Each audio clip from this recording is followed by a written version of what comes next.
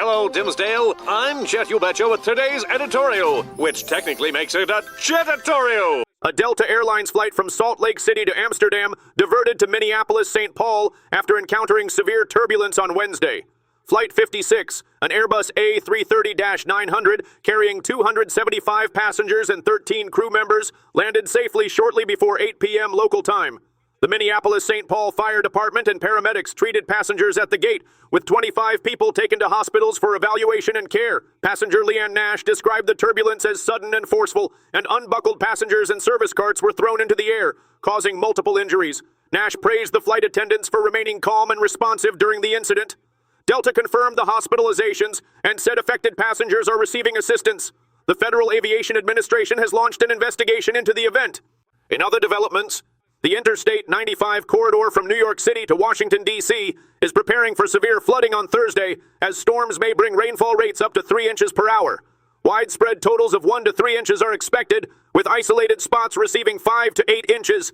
The highest risk extends from D.C. through Baltimore, Philadelphia, and northern New Jersey, with damaging winds and hail possible. Storms could start as early as 1 p.m., with the heaviest rain during the afternoon rush and continuing into the evening. New York City issued a travel advisory and flood watch, while Mayor Eric Adams urged residents to prepare and avoid travel. A heartbreaking news. A Legionnaires disease outbreak in New York City has killed 1 person and sickened at least 22 since last Friday, health officials said. The cluster is centered in Harlem and nearby communities. The illness, a severe pneumonia caused by Legionella bacteria found in warm water, is contracted by inhaling contaminated water vapor and cannot spread person to person. People aged 50 or older, smokers, and those with chronic lung conditions or weakened immune systems are at higher risk. The health department has sampled all cooling towers in the area and ordered remediation for those with positive results. Officials urge anyone with flu-like symptoms who has been in the area since late July to seek immediate medical care. Early treatment with antibiotics is effective and reduces complications. The investigation into the outbreak's source remains ongoing.